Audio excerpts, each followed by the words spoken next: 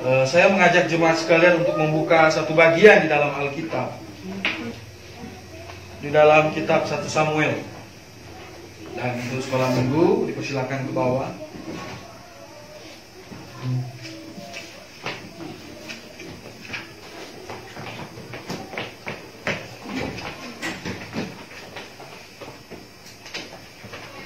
Satu Samuel pasal 1. Kita akan baca ayat 1 sampai dengan ayatnya yang ke-28. 1 Samuel pasal 1. Kita akan baca ayat 1 sampai dengan ayat 28. Saya akan baca ayat firman Tuhan kita di sore hari ini, dan jemaat silakan membaca mengikuti dalam hati. Judul pembacaan kita, lahirnya Samuel. Ada seorang laki-laki dari Ramataim Sofim, dari pegunungan Efraim, namanya Elkanah bin Yeroham bin Elihu bin Tohu bin Suf, seorang Efraim. Orang ini mempunyai dua istri, yang seorang bernama Hana dan yang lain bernama Penina.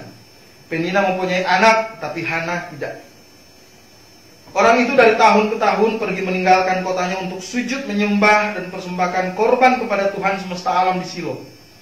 Di sana yang menjadi imam Tuhan ialah kedua anak Eli, Hofni dan Pinehas. Pada hari Elkanah mempersembahkan korban, diberikannya kepada Penina istrinya dan kepada semua anaknya yang laki-laki dan perempuan masing-masing sebagian. Meskipun ia mengasihi Hana, ia memberikan kepada Hana hanya satu bagian, sebab Tuhan telah menutup kandungannya. Tetapi madunya selalu menyakiti hatinya supaya ia gusar, karena Tuhan telah menutup kandungannya. Ayat 7. Demikianlah terjadi dari tahun ke tahun. Setiap kali Hana pergi ke rumah Tuhan, Penina menyakiti hati Hana sehingga ia menangis, tidak mau makan. Lalu Elkanah suaminya berkata kepadanya, Hana, mengapa engkau menangis dan mengapa engkau tidak mau makan? Mengapa hatimu sedih? Bukankah aku lebih berharga bagimu daripada 10 anak laki-laki? Pada suatu kali, setelah mereka habis makan dan minum di Silo, berdirilah Hana sedang Imam Eli duduk di kursi dekat tiang pintu bait suci Tuhan. Dan dengan hati pedih ia berdoa kepada Tuhan sambil menangis terseduh-seduh. Kemudian bernazarlah ia, katanya, Tuhan semesta alam, jika sungguh-sungguh engkau memperhatikan sengsara hambamu ini, dan mengingat kepadaku dan tidak melupakan hambamu ini, tetapi memberikan kepada hambamu ini seorang anak laki-laki, maka aku akan memberikan dia kepadamu untuk seumur hidupnya, dan pisau cukur tidak akan menyentuh kepalanya. Ketika perempuan itu terus-menerus berdoa di hadapan Tuhan, maka Eli mengamat-amati mulut perempuan itu, dan karena Hana berkata dalam hatinya dan hanya bibir saja yang bergerak-gerak, tetapi suaranya tidak kedengaran, maka Eli menyangka perempuan itu mabuk. Lalu kata Eli kepadanya, berapa lama lagi engkau berlaku seperti orang mabuk? Lepaskanlah dirimu daripada mabukmu. Tetapi Hana menjawab, bukan tuanku, aku seorang perempuan yang sangat bersusah hati. Anggur ataupun minuman yang memabukkan tidak kuminum, melainkan aku mencurahkan isi hatiku di hadapan Tuhan. Janganlah anggap hambamu ini seorang perempuan dursila, sebab karena besarnya cemas dan sakit hati aku berbicara demikian lama. Jawab Eli, pergilah dengan selamat, dan Allah Israel akan memberikan kepadamu apa yang kau minta daripadanya. Sesudah itu berkatalah perempuan itu, biarlah hambamu ini mendapat belas kasihan daripadamu. Lalu keluarlah perempuan itu. Ia mau makan dan mukanya tidak muram lagi. Keesokan harinya, bangunlah mereka pagi-pagi lalu sujud menyembah di hadapan Tuhan. Kemudian pulanglah mereka ke rumah di Rama. Ketika Elkanah bersetubuh dengan Hana istrinya, Tuhan ingat kepadanya. Maka setahun kemudian mengandunglah Hana dan melahirkan seorang anak laki-laki. Ia menamai anak itu Samuel, sebab katanya, aku telah meminta daripada Tuhan. Elkanah laki-laki itu pergi dan seisi rumahnya mempersembahkan korban sembelihan tahunan dan korban nasarnya kepada Tuhan. Tetapi Hana tidak ikut pergi, sebab katanya kepada suaminya, nanti apabila anak itu cerai susu, Aku akan mengantarkan dia, maka ia akan menghadap ke hadirat Tuhan dan tinggal di sana seumur hidupnya. Kemudian Elkana suaminya itu berkata kepadanya, perbuatlah apa yang kau pandang baik, tinggallah sampai engkau menyapi dia. Hanya Tuhan kiranya menepati janjinya. Jadi tinggallah perempuan itu dan menyusui anaknya sampai disapinya.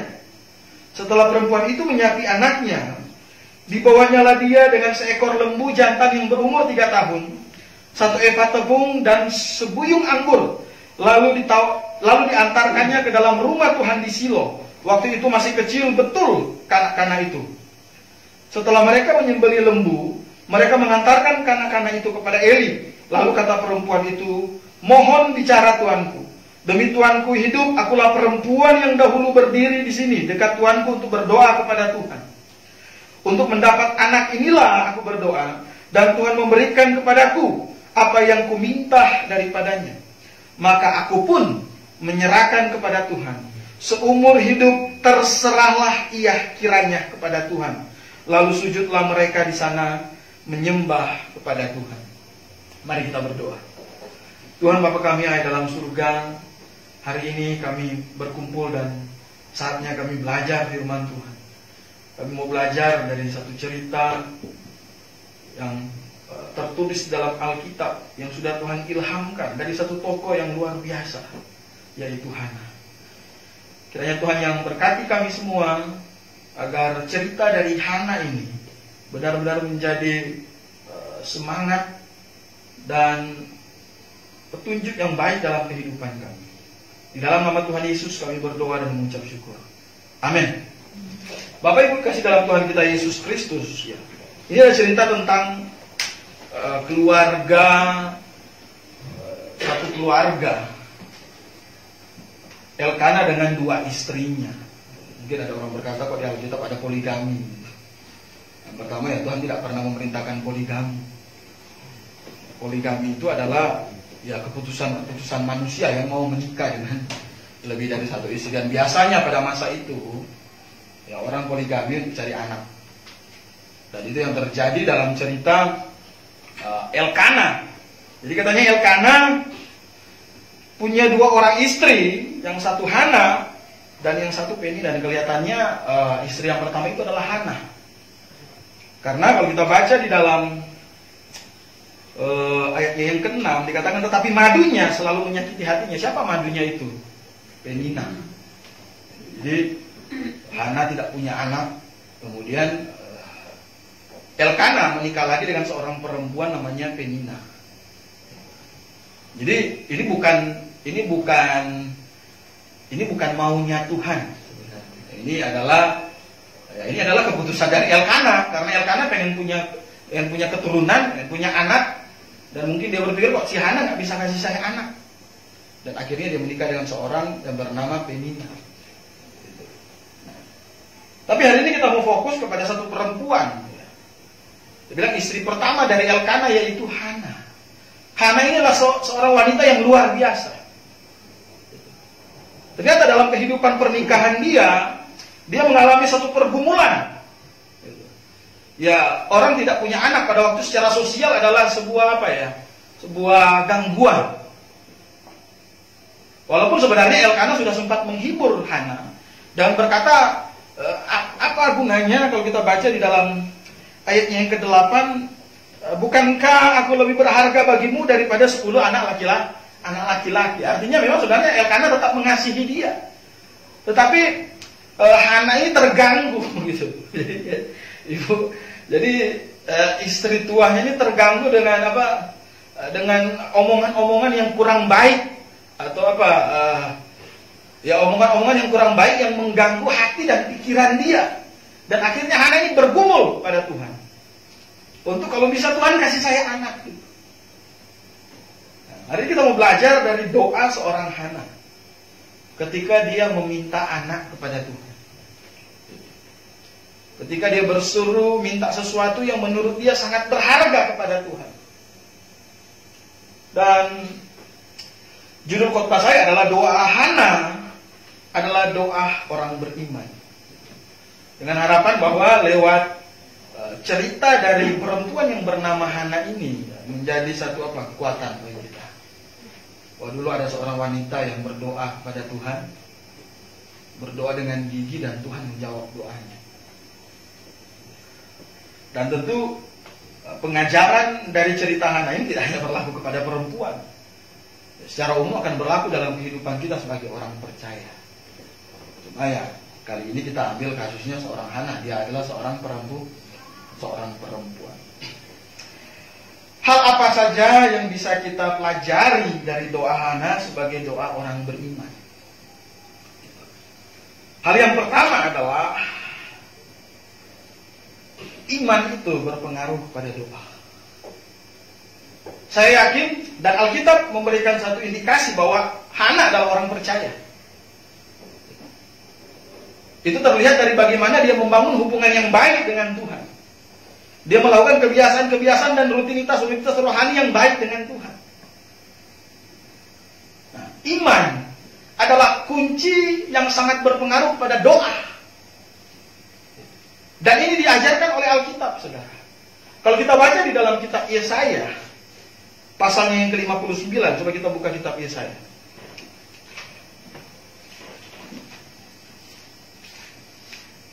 Sebenarnya ayatnya sudah sangat sering juga kita buka, cuma mungkin udah lupa lagi. Yesaya pasalnya yang ke-59. Ayatnya yang ke-1 dan ayatnya yang kedua.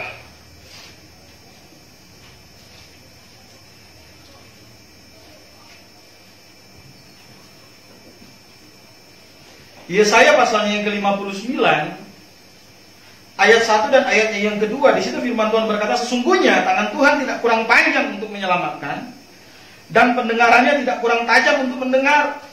Tetapi yang merupakan pemisah antara kamu dan Allahmu ialah segala kejahatan. Dan yang membuat dia menyembunyikan diri terhadap kamu, sehingga ia tidak mendengar, ialah segala dosa.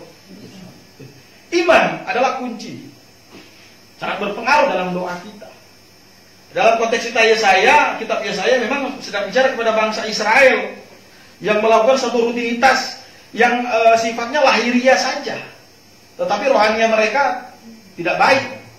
Sehingga ketika mereka berdoa dan berseru kepada Tuhan, Tuhan tidak mau dengar. Mereka persembahkan korban kepada Tuhan. Mereka memelihara hari Sabat. Tetapi Tuhan mengecam tindakan-tindakan itu. Tapi karena apa? Karena iman mereka tidak benar. Oleh sebab Tuhan bilang, yang merupakan pemisah antara engkau dan aku ialah segala kejahatan. Dan yang membuat Tuhan tidak mendengar doa-doamu, itu adalah dosa. Dari kasih dalam Tuhan kita Yesus Kristus, ketika kita berdoa kepada Tuhan, tentu kita harus memahami Tuhan dengan benar dulu. Kita harus percaya kepada Dia. Bagaimana mungkin kita mau berdoa kepada Tuhan kalau kita tidak percaya kepada Tuhan? Itu aneh. Nah, iman adalah kunci bagaimana kita membangun komunikasi rohani antara manusia dengan Tuhan. Ada banyak orang yang tidak percaya kepada Tuhan, sok-sokan mau berdoa kepada Tuhan.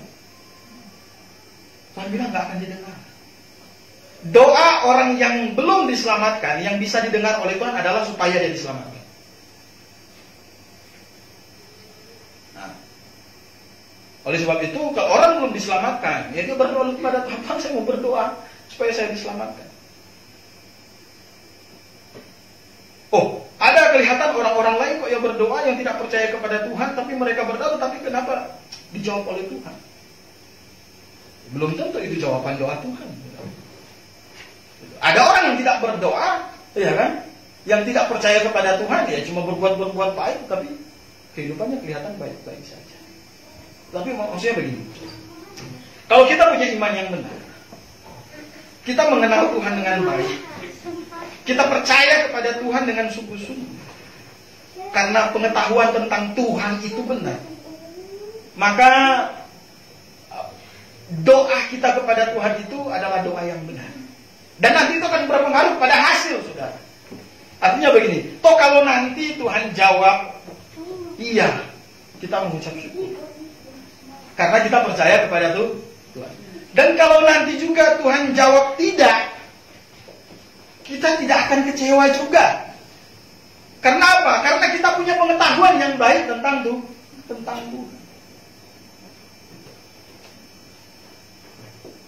Dan itu berpengaruh kepada iman. Kalau iman kita tidak benar, artinya kita orang Kristen KTP, kemudian kita mau coba berdoa kepada Tuhan.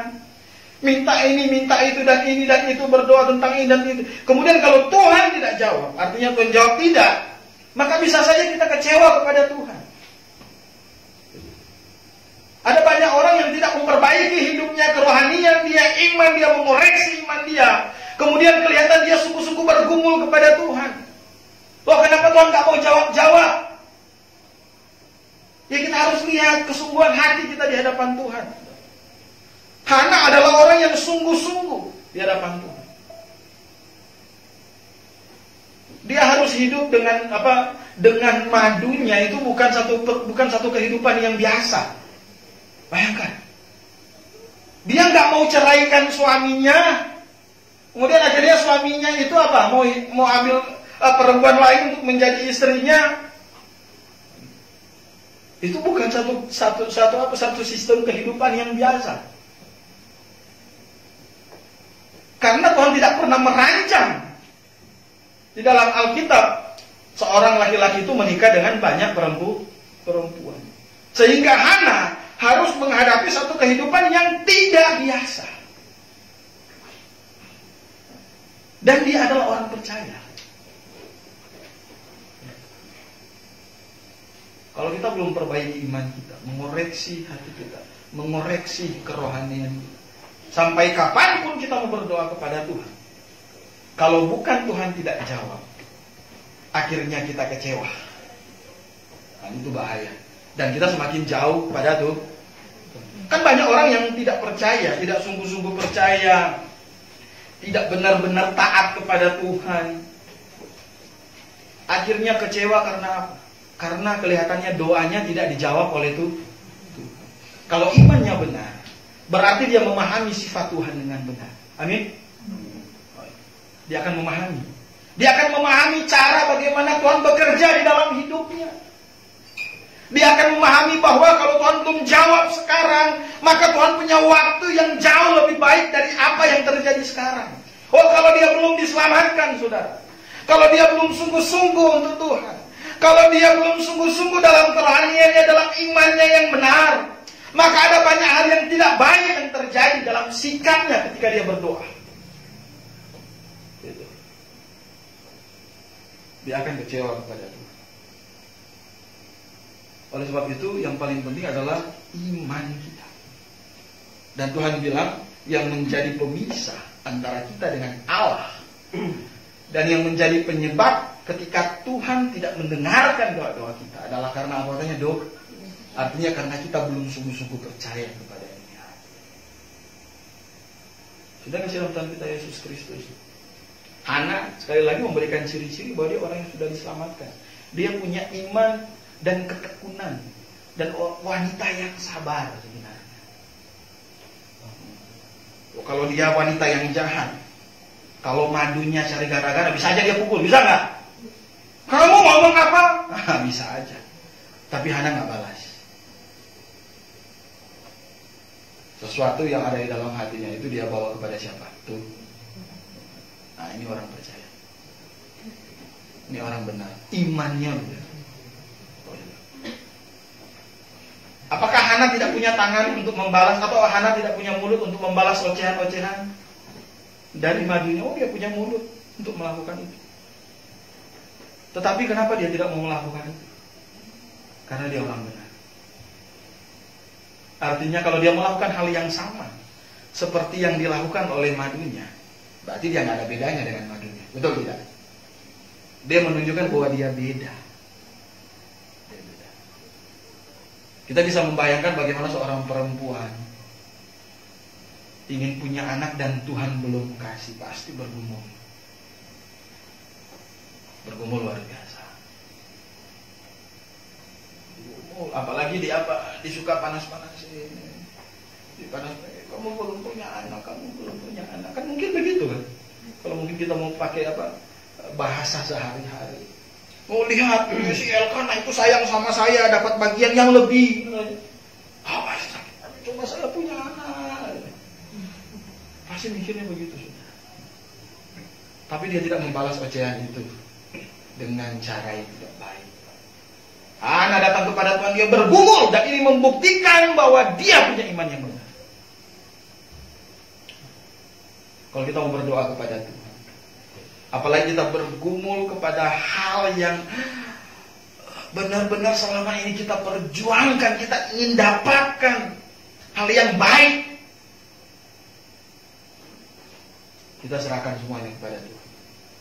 Bangun hubungan yang baik dengan Tuhan. Coba kita buka kitab Yesaya lagi, bahwa Tuhan tidak mendengarkan doa orang yang tidak percaya. Yesaya pasal 1.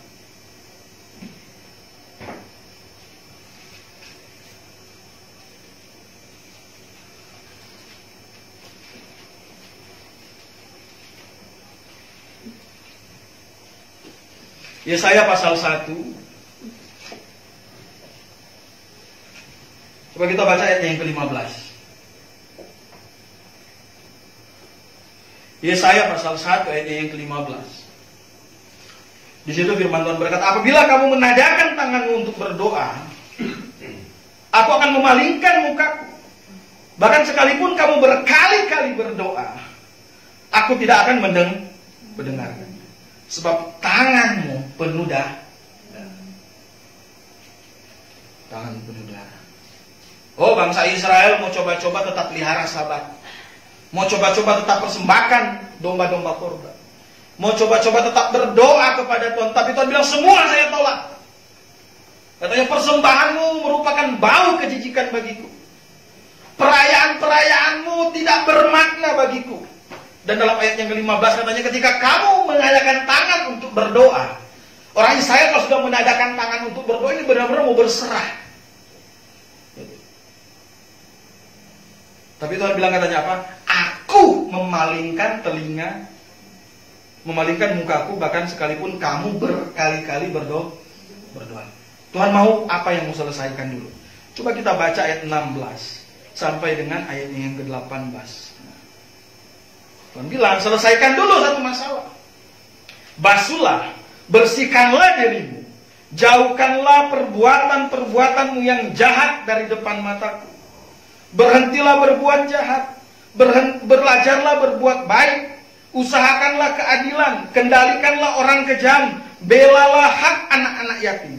Perjuangkanlah perkara janda-janda. Ayat 18. Marilah, baiklah kita berperkara firman Tuhan. Sekalipun dosamu merah seperti kermisi, akan menjadi putih seperti salju. Sekalipun berwarna merah seperti kain kesumba, akan menjadi putih seperti bulu domba.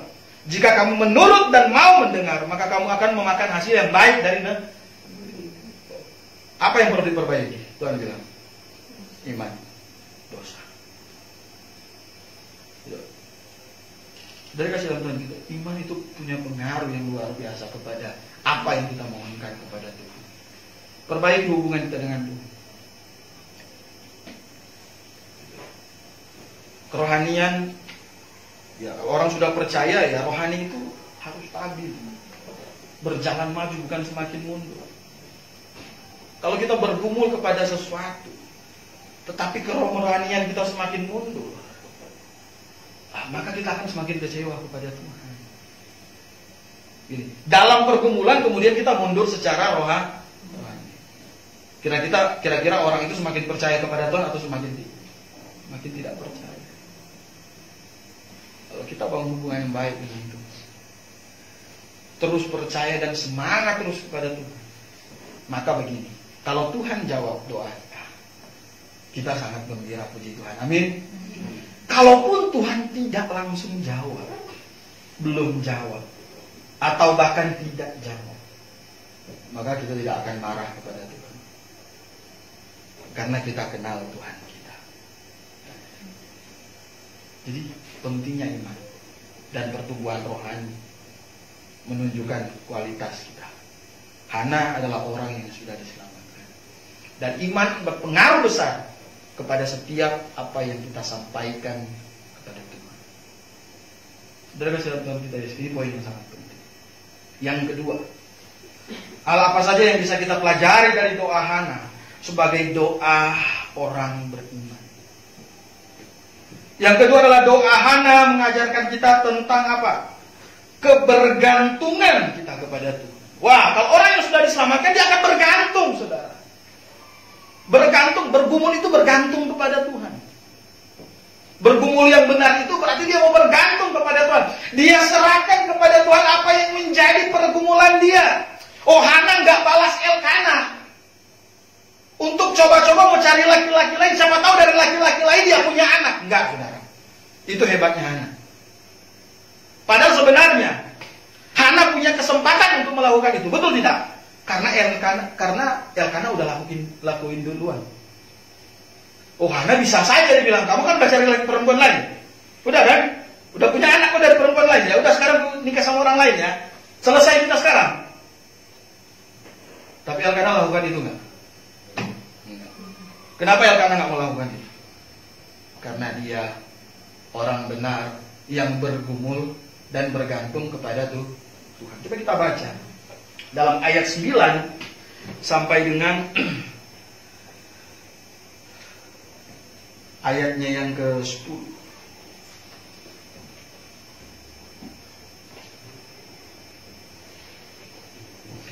Ayat 9 sampai dengan ayatnya yang ke-10. Nanti lanjut ayat 14 sampai dengan ayat 18. Ayat 9 10. Pada suatu kali ketika mereka habis makan dan minum di Shilo, berdirilah Hana sedang Imam Eli duduk di kursi dekat tiang pintu bait suci Tuhan. Dan dengan hati pedih ia berdoa kepada Tuhan sambil menangis terseduh-seduh. Kemudian coba kita ayat 14 sampai dengan ayat 18.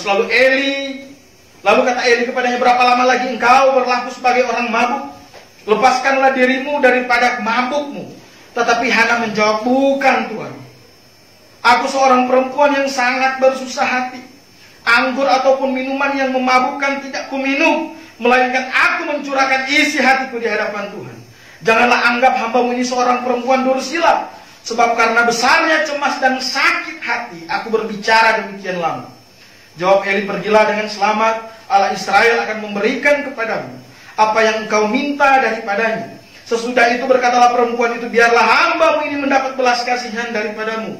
Lalu keluarlah perempuan itu, ia mau makan dan mukanya tidak muram lagi. Saudara, ketika Hana berada di dalam satu situasi yang sulit, di situ dia bergantung kepada Tuhan. Dia bertemu dengan orang yang tepat. Siapa? Eli. Walaupun Eli sempat curiga, Imam Eli sempat curiga kepada dia. Wih, orang ini kok dari tadi ngomong nggak jelas gitu kan? Lagi ngapain kayaknya udah mabuk? Ngapain orang mabuk berdoa di sini? Hana bilang, Tuhan saya nggak mabuk. Saya sedang bergumul. Saya sedang bersedih hati. Dalam pergumulan seorang wanita, di tengah-tengah pernikahan dan kondisi pernikahan yang kurang baik, karena dia terpojok dalam satu situasi, dia tidak mengambil keputusan dengan dirinya sendiri. Dia cari Tuhan. Dia berdoa kepada Tuhan. Bahkan katanya dia berdoa, katanya apa? Sambil bibirnya bergerak-gerak dan hampir tidak terdengar suara, saking bergumulnya. Waktu itu mereka sembahyang di Shilo. Shilo ini apa? Ya, dulu ibu kota Yerusalem dulu. Itu bukan ibu kota Israel dulu, belum Yerusalem. Dulu Shilo namanya. Nanti di masa Daud akhirnya pemerintahan itu dipindahkan ke Yerusalem.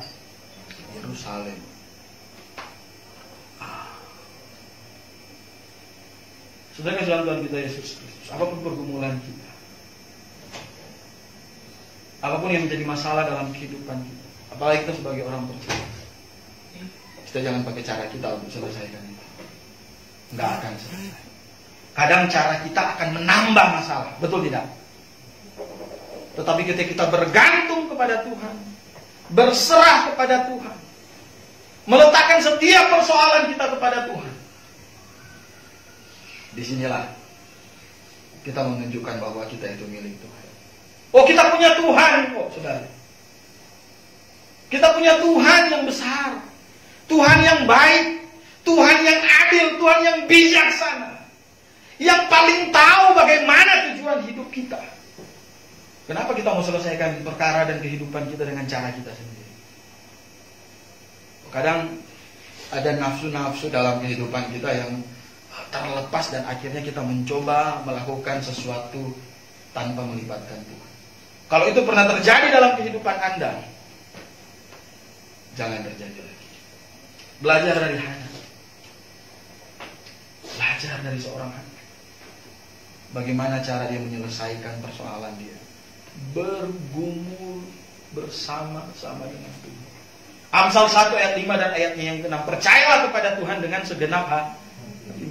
Kalau kita punya Tuhan dan Juru Selamat yang mampu melepaskan jiwa kita dari neraka, dari kematian kepada hidup yang kekal, kenapa dia tidak mampu melepaskan persoalan yang terlalu mudah dalam kehidupan kita? Dan kenapa Anda tidak percaya kepada Tuhan yang bisa melepaskan persoalan itu? Saya tidak sedang mengajarkan kepada Anda tentang teologi sukses, tidak, saudara. Tetapi saya mengajarkan kepada Anda tentang bagaimana seharusnya hidup kita benar-benar bergantung pada Tuhan.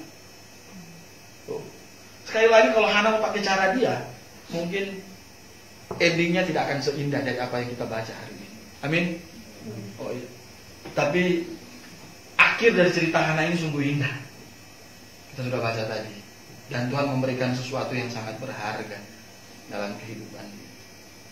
Ya, kita bukan manusia yang sempurna. Jadi, kita masih pakai tubuh daging, tubuh jasmani. Kita belum pakai tubuh kemuliaan. Oleh sebab itu kadang ada banyak pertimbangan yang kita lakukan. Itu karena kita kurang berhikmat. Semua orang bisa melakukan itu, saudara. Tetapi dari setiap pengalaman yang sudah terjadi di masa lalu, di masa lampau, biarlah itu menjadikan kita semakin dewasa dan semakin mengerti bagaimana cara kita menyelesaikan persoalan hidup yang di hadapan Tuhan. Amin. Wah, kita punya Tuhan kok. Kita punya Tuhan. Secara jasmani saja begini. Kalau kita pilih presiden, kan gitu kan? Kita pilih presiden, misalnya Anda pilih presiden A. Kenapa Anda pilih presiden A? Bagi warga negara yang baik, berarti dia yakin bahwa presiden A ini bisa apa? Membawa jalan keluar kepada persoalan yang dihadapi oleh negara. Artinya ketentraman suatu negara, pembangunan suatu bangsa dan negara, itu kita sudah apa? Serahkan kepada pemimpin yang kita tunjuk. Wah, Tuhan itu jauh lebih besar dari presiden, jauh lebih besar dari ketua PBB, jauh lebih besar dari pemimpin-pemimpin apapun di dunia ini yang mungkin pernah dikatakan berhasil menyelesaikan banyak masalah di setiap negara yang ada. Karena dia yang menciptakan mereka, saudara. Tuhan kita itu. Kenapa kita percaya kepada dia? Apa yang kita ragukan kepada Tuhan? Apa yang kita ragukan tentang Tuhan? Tentang kemampuan Tuhan, tentang kedaulatan Tuhan untuk bisa menyelesaikan apa yang kita hadapi sekarang. Apa yang kita ragu dari dia? Hana secara manusia pasti dia sakit, dia bergumul, tetapi dia tahu ada satu pribadi yang bisa selesaikan persoalan dia. Bahkan kata dikatakan dia menangis terseduh-seduh. Wah, ini bukan pergumulan yang mudah. Ini bukan pergumulan apa habis masak kemudian lauknya tumpah, bukan, saudara. Bukan. Ini pergumulan tentang kehidupan dan keluarga kita. Bukan cuma sekedar habis masak kemudian udah lapar, makanannya tumpah. Kadang sakit juga sih. Udah lapar makanannya tumpah. Apalagi daging babi kan. Ini pergumulan merindukan seorang anak. Bagaimana dengan pergumulan anak? Dalam Alkitab ada banyak sekali ayat-ayat yang bisa kita buka, yang bisa mengajarkan kita bagaimana seharusnya kita bergantung kepada Tuhan. Coba kita buka lagi satu ayat, misalnya di dalam Yeremia 17 ayatnya yang ke-7. Yeremia pasalnya yang ke-17.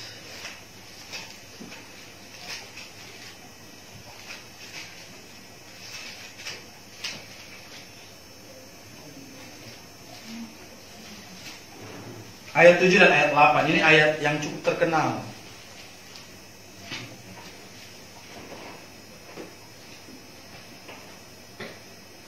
Yeremia pasal 17 ayat 7 dan 8 firman Tuhan berkata, diberkatilah orang yang mengandalkan Tuhan, yang menaruh harapannya kepada Tuhan. Luar biasa. Katanya, berkatilah orang yang mengandalkan Tuhan, yang menaruh harapannya di hadapan pada Tuhan.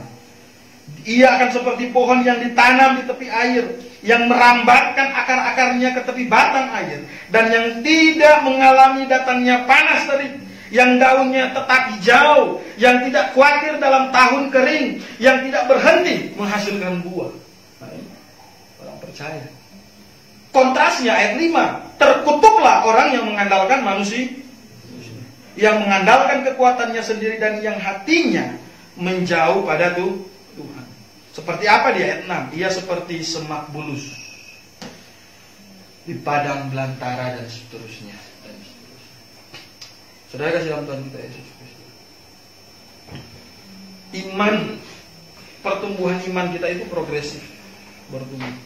Karena apa? Karena kita akan belajar dari apa yang sudah terjadi di masa lampau. Kita akan belajar kepada apa yang sudah pernah terjadi sebelum-sebelum. Ketika ada hal-hal yang tidak baik pernah terjadi dalam kehidupan kita, itu jadi pelajaran. Ada seorang pengkhotbah berkata bahwa kalau orang tidak pernah mengalami hal yang buruk, itu begitu. Tapi kalau ada orang yang harus mengalami hal yang buruk, biarlah itu jadi pelajaran untuk menjadi hal yang baik. Saudara kasih dalam Tuhan kita Yesus Kristus. Enggak semua orang pengen ngalamin hal yang buruk, betul? Tetapi kalau kita harus alami, itu jadi pelajaran untuk sesuatu yang baik. Nggak ada orang bawa motor kemudian dia tahu di situ jalan lubang-lubang, kemudian besok dia jatuh di situ, kemudian besok dia lewat lagi di jalan lubang-lubang itu dia mau balap-balap lagi. Nggak ada. Hanya orang mabuk yang bisa begitu. Kalau orang yang sadar, orang yang punya akal budi, dia tahu bahwa ini jalan lubang. Saya mau lewat situ harus hati-hati, nggak boleh ngebut lagi. Kalau ngebut pasti jatuh. Hana ini seorang perempuan yang luar biasa. Jadi yang kedua adalah doa Hana mengajarkan kita tentang bagaimana kita bergantung kepada Tuhan. Bergantung kepada manusia, kita akan kecewa. Tapi bukan berarti kita tidak perlu pertolongan manusia. Ya kadang ada orang-orang tertentu yang Tuhan utus untuk tolong kita, bisa. Tapi yang paling utama adalah kita pusatkan dulu hidup kita kepada Tuhan. Urusan ketika Tuhan nanti mau kirim orang tolong kita, kirim siapa untuk bantu kita, itu udah urusan Tuhan. Yang ketiga, doa Hana. Yang pertama tadi doa Hana mengajarkan kita tentang bagaimana iman berperan penting dalam doa.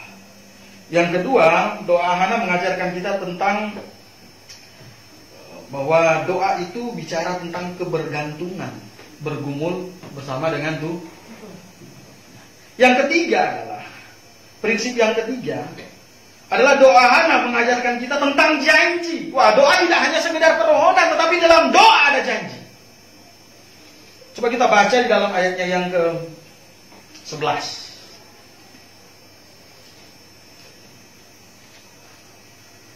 Ayatnya yang ke-11. Firman Tuhan berkata, kemudian bernazarlah ia, katanya, Tuhan semesta alam, jika sungguh-sungguh engkau memperhatikan sengsara hambamu ini, dan mengingat kepadaku dan tidak melupakan hambamu ini, tetapi memberikan kepada hambamu seorang anak laki-laki, maka aku akan memberikan dia kepada Tuhan untuk seumur hidupnya, dan pisau cukur tidak akan menyentuh kepalanya. Pisau cukur itu kalau kita baca dalam Bilangan itu, orang yang bernasar itu adalah orang yang nggak boleh potong rambut. Orang yang yang hidup dalam satu janji.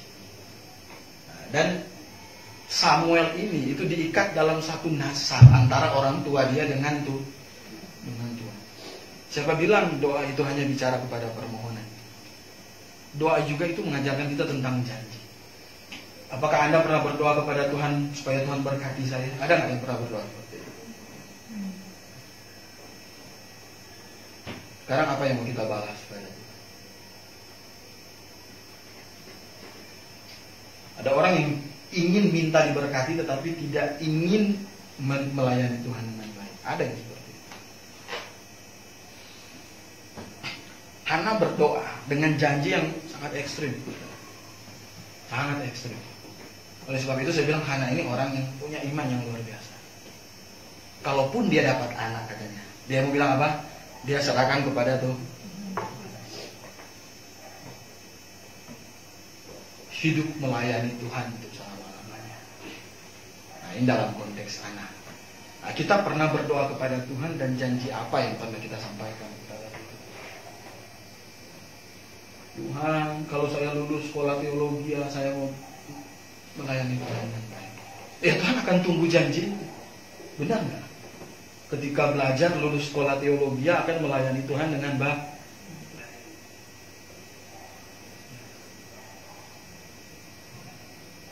Saya pernah dengar cerita dari satu jemaat. Dia pernah berjanji. Dan ternyata menepati janji itu nilainya berharga. Ada satu jemaat hidup dalam keadaan hidup yang tidak baik masa lalu. Dia berdoa, Tuhan kasih saya anak laki-laki. Saya janji setelah itu saya mau jadi orang yang baik.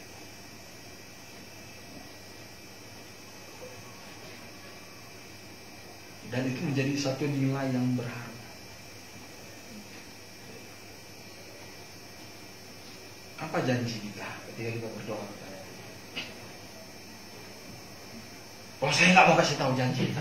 Ada nggak yang bilang itu? Tuhan tahu paling tahu hati manusia. Paling tahu.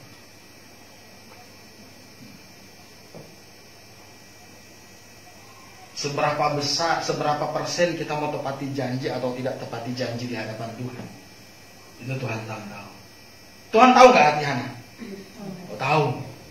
Dan Tuhan tahu nggak bahwa nanti Hana akan tepati janjinya? Itu sebabnya Tuhan jawab doa Hana. Hana orang yang sudah diselamatkan. Dia berdoa, punya janji karena iman yang benar dia. Dan dia tepati janji. Oh, banyak ada orang di kampung juga saya pernah berjanji. Mereka sudah cerita-cerita gitu. Kadang jadi lelucon. Dulu padahal saya sudah berdoa kepada Tuhan, kalau saya dapat anak laki-laki, saya berjanji mau kasih dia sekolah teologi menjadi seorang pendeta, ya sekarang jadi seorang tukang mabuk. Ada juga yang begitu, jadi lelucon. Bagi Tuhan janji itu adalah bicara tentang kepercayaan. Walaupun Tuhan tahu hati kita. Apa janji kita kepada Tuhan? Banyak orang bicara bahwa ini, Tuhan, kalau saya sembuh dari sakit, ada yang berdoa gitu nggak? Ada. Kalau saya sembuh dari sakit, aduh ya saya janji Tuhan, saya nggak mau mabok lagi Tuhan. Untuk kali ini Tuhan minta tolong sembuhin saya dari sakit lagi Tuhan. Saya nggak mau mabok lagi. Tuhan ketawa aja. Saya nggak akan. Janji itu berharga. Kunci di dunia sekuler, kunci seseorang itu sukses, berhasil atau tidak kan bicara tentang apa? Percayaan.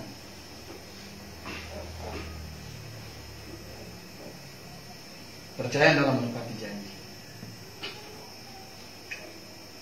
Sebenarnya kan Tuhan kita Yesus Kristus. Jadi janji atau motivasi lah. Kalau kita mau bicara bahasa lain, berarti kita bicara tentang apa? Motivasi. Apa motivasi ketika kita berdoa? Apakah benar-benar dari apa yang kita janjikan atau bukan? Coba kita buka satu ayat. Mungkin Anda juga sudah pernah baca ayat ini. Di dalam Yakobus pasalnya yang keempat.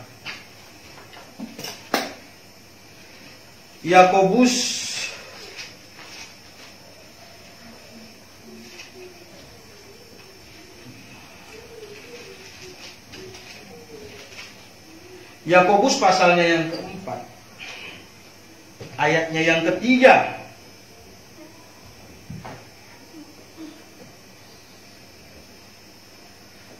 Yakobus pasalnya yang keempat, ayatnya yang ketiga. Firman Tuhan berkata, atau kamu berdoa juga, tetapi kamu tidak menerima apa-apa, karena kamu salah berdoa.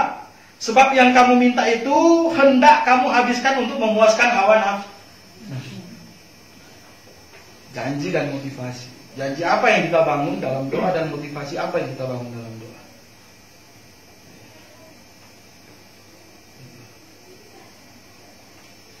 Ya, Pak Soento pernah ajar bahwa kalau waktu mahasiswa kamu berdoa sama Tuhan, kemudian kamu berdoa meminta motor yang keren, itu bisa jadi Tuhan gak mau kasih. Karena yang pertama belum punya kepentingan untuk punya motor, dan bisa jadi untuk gaya-gayaan, untuk memuaskan hawa nafsu. Bisa aja kalau punya motor makin liar kemana-mana kan. Lagi ada piket, kemudian pura-pura, Bapak, saya ini ada pertemuan dengan keluarga, saya mesti pergi pacaran.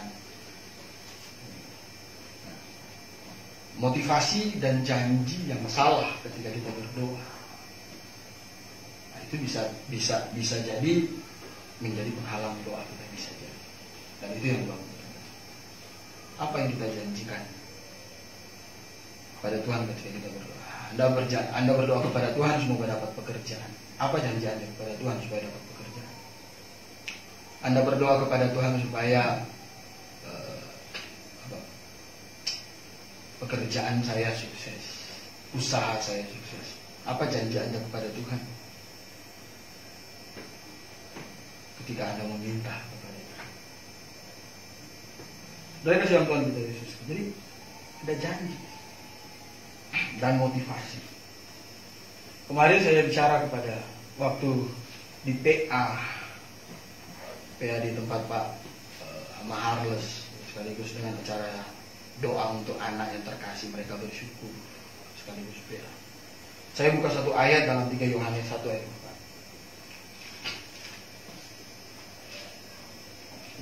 4. 3 Yohanes pasal 1 ayatnya yang keempat. Bagiku tidak ada sukacita yang lebih besar daripada mendengar bahwa anak-anakku hidup dalam kebenaran. Saya bilang dalam renungan kemarin bahwa ini bukan pesan yang sembarangan. Ketika kita berdoa bergumul kepada Tuhan minta anak, kan itu kan misalnya. Karena dalam konteks anak ini kan minta anak gitu. Minta anak kepada Tuhan. Apa hal pertama yang kita janjikan dan kita harapkan, yang kita janjikan kepada Tuhan dan yang kita harapkan kepada anak kita? Nah, Alkitab ajarkan supaya dia kenal kebenaran. Kalau ada orang tua berpikir supaya anak sukses terus itu baik.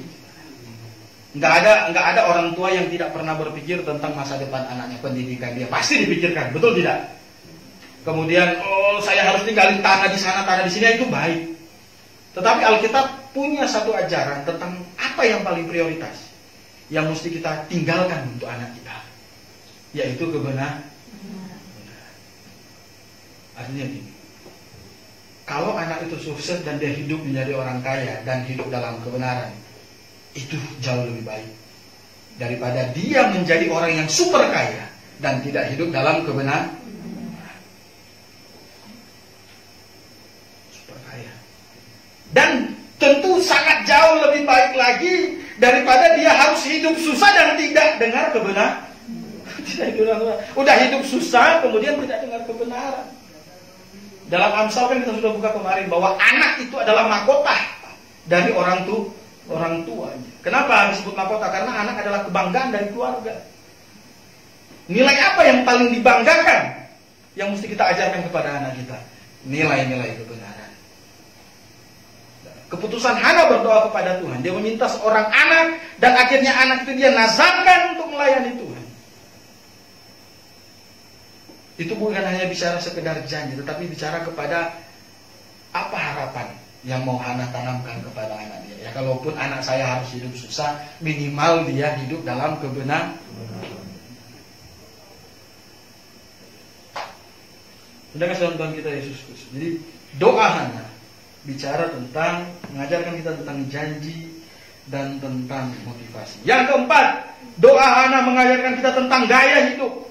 Bahwa berdoa itu bukan hanya satu kali, bukan hanya dua kali. Kalau kita baca di dalam 1 Samuel, kita kembali ke dalam 1 Samuel.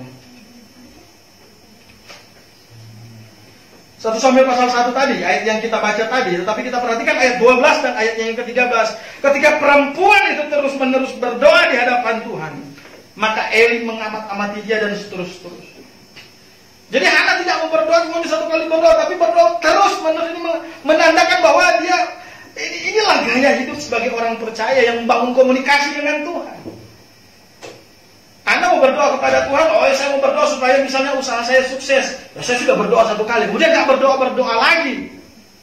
Sepanjang hari Anda harus berdoa terus untuk usaha Anda. Anda berdoa terus untuk pekerjaan Anda, berdoa terus untuk pendidikan Anda, berdoa terus untuk apa yang Anda gumuli, sampai di mana Tuhan benar-benar memperlihatkan apa jawaban Tuhan terhadap doa Anda. Itu hidup orang percaya.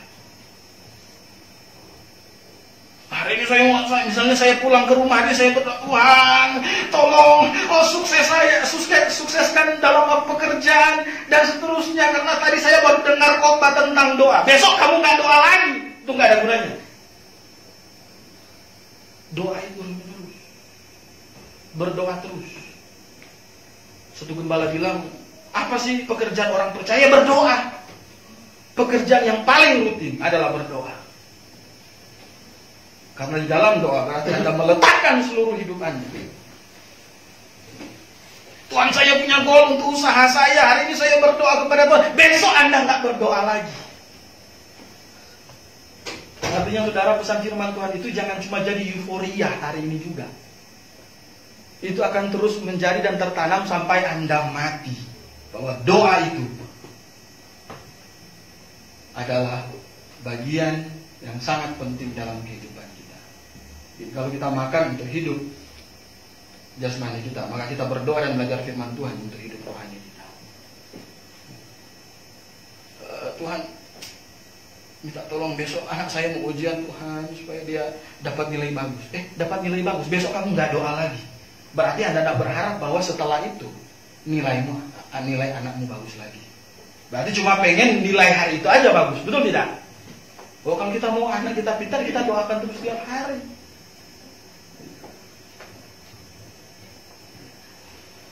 Ada banyak sekali ayat dalam Alkitab. 1 Tesalonika 5 ayat 17, berdoalah senantiasa.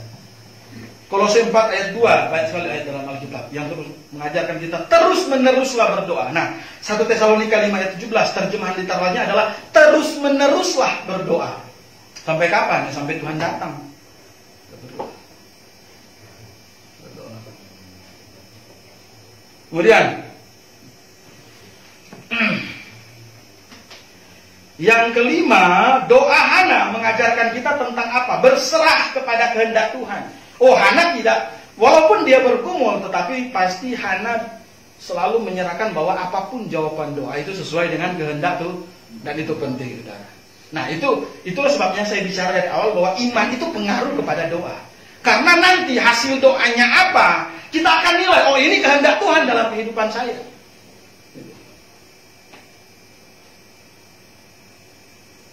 Ayat 19 dan ayatnya yang ke-20. Keesokan harinya bangunlah mereka itu pagi-pagi lalu sujud menyembah di hadapan Tuhan. Kemudian pulanglah mereka ke rumahnya di Rama. Ketika Elkana bertubuh dengan Hana, istrinya, Tuhan ingat kepadanya. Maka setahun kemudian mengandunglah Hana dan melahirkan seorang anak laki-laki. Ia menamai anak itu Samuel. Sebab katanya, aku telah meminta daripada Tuhan. Samuel artinya itu, aku telah meminta daripada Allah sebenarnya, akhirat Elohim. Menyerahkan hasil doa itu kepada Tuhan. Oleh sebab itu doa yang benar, kita harus berdoa bahwa biarlah jadi sesuai dengan kehendak, karena Tuhan yang paling tahu. Ada orang yang berdoa kepada Tuhan minta anak langsung kasih, ada. Ada. Nikah 2 hari langsung hamil, ada. Ada. Ada yang Tuhan kasih ya mungkin 2-3 tahun. Ada yang Tuhan kasih mungkin bisa 7 tahun setelah pernikahan, kita nggak tahu. Ada yang Tuhan nggak kasih. Ada nggak yang Tuhan nggak kasih? Ada. Tapi kalau orang percaya kalau Tuhan nggak kasih, ya kita lihat ini kehendak tuh.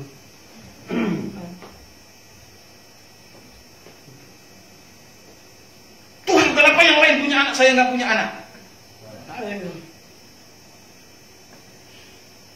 Tapi kalau kita mengenal Tuhan dengan baik, apapun jawaban doa itu, ya itu yang Tuhan percayakan kepada kita. Ada orang meminta anak laki-laki kemudian perempuan. Ada itu. Karena pengen laki-laki, dia dapat anak perempuan terus. Sampai berapa perempuan? 5 misalnya. Ke-6 baru laki-laki. Ada. Wah, ada Tuhan yang kasih. Ya Tuhan kasih ke keluarga itu langsung 1 laki-laki, 1 perempuan. Ini yang Tuhan percayakan kepada kita. 1 Yohanes 5 ayatnya yang ke-14. Baiklah engkau meminta sesuai dengan kehendak. Apa kehendak Tuhan? Apa yang terbaik? Tuhan tahu yang terbaik dalam kehidupan kita. Dalam pemikiran manusia yang benar ya, sebenarnya jadi tidak punya anak bukan aib. Bukan aib lagi. Kalau kita memahami kehendak tuh. Kalau ada orang yang sakit mau gimana? Oleh sebab itu gini. Ada banyak hal-hal yang berkaitan dengan gangguan jasmani yang bisa mengganggu orang itu punya anak. Itu mesti dihindari. Ada orang tahu bahwa merokok itu bisa mengganggu untuk dapat anak. Tapi makin banyak yang merokok gitu, bingung saya. Loh, kok ada perokok lain yang tetap dapat anak? Ya, jangan pakai contoh dia. Kalau ternyata gangguan itu datang ke dalam kehidupan kita, nanti kita menyesal. Oh ada saudara.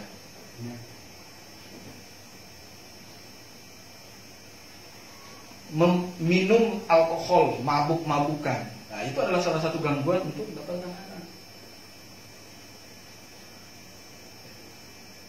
Dan banyak hal yang lain. Jadi kita berdoa sesuai dengan kehendak Tuhan. Tidak hanya bicara tentang anak, apapun itu yang kita gumuli ya. Apapun itu yang kita gumuli. Apapun jawaban Tuhan. Biarlah ini menjadi kehendak Tuhan. Jangan putus asa, tetap berjalan bersama-sama dengan. Dan yang terakhir, doa Hana mengajarkan kita tentang apa? Ucapan syukur. Ketika Hana diberikan anak oleh Tuhan, dia mengucap syukur dan menepati janjinya. Dan itu kita bisa lihat dalam ayat 21 sampai dengan ayatnya yang ke-28. Elkana laki-laki itu pergi dengan seisi rumahnya untuk mempersembahkan korban sembelihan tahunan dan korban nasarnya kepada Tuhan. Kemudian Elkana mau ajak anak. Ayo Hana bilang enggak. Kamu pergi aja korban persembahan, enggak apa-apa. Saya mau pelihara anak ini sampai lepas ASI. Kemudian saya mau bawa dia kepada tuh suami, mengucap syukur, istri menepati janjinya kepada Tuhan. Dia enggak ingkar janji. Oh, anak itu berharga. Mungkin Hana bayangkan dia dapat anak, saya mesti bawa dia terpisah dari saya masih kecil, gimana ini? Sedih nggak kita kalau terpisah dengan anak kita? Tapi Hana, dia mau tepati apa yang dia sudah janjikan kepada kita, bahwa anak saya harus melayani Tuhan. Coba kita baca dalam ayatnya yang ke-26. Lalu kata perempuan itu, mohon bicara Tuanku, demi Tuanku hidup, akulah perempuan yang dahulu berdiri di sini dekat Tuanku untuk berdoa kepada Tuhan.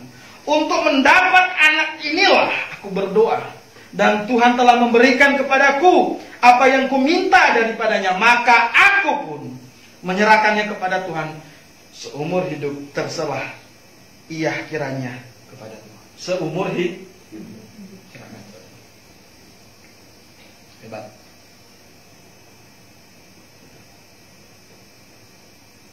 Apa harapan kita kepada anak-anak dan yang sudah kita janjikan kepada Tuhan? Dan apa harapan kita yang sudah kita bangun dalam pergumulan yang lain yang sudah kita janjikan kepada Tuhan? Ketika Tuhan menjawab itu, jangan lupa untuk mengucap syukur. Kadang ada orang ketika Tuhan jawab doa, dia nggak mengucap syukur.